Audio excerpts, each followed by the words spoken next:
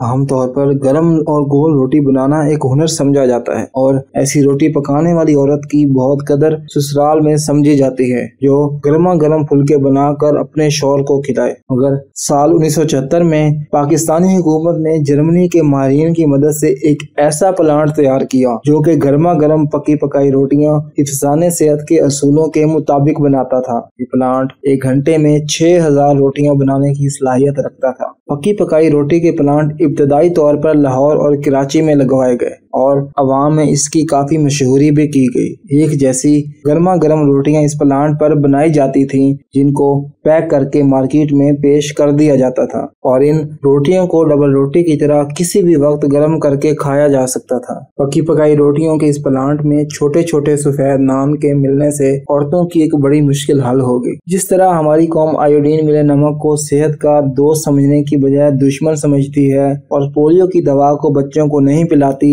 کہ یہ بیرونی ممالک کی سازش ہے، اسی طرح ان لوگوں کی نظر میں پکی پکائی روٹیوں کا پلانٹ در حقیقت پاکستانی عوام کی آبادی کم کرنے کے لیے لگایا گیا ہے۔ اس روٹی کو کھانے سے مردوں اور عورتوں میں بچے پیدا کرنے کی صلاحیت میں کمی واقع ہوتی ہے، لہذا اس بات کے بعد اس پلانٹ کی روٹیوں کی فروخت میں تیزی سے کمی واقع ہونے لگی، یہاں تک کہ اس کے مالکان کو مجبوراً یہ پلانٹ ہمیشہ کے لیے بند کرنا پڑا۔ اب آپ خود تصور کر سکتے ہیں اگر یہ پلانٹ آج بھی قائم ہوتے تو یقیناً آج صورتحال یکسر مختلف ہوتی، کیونکہ خواتین گول روٹی کے مسائل سے نہ صرف چھٹکارا حاصل کر چکی ہوتی بلکہ ان کے کام کا ایک بوجھ بھی کم ہو چکا ہوتا۔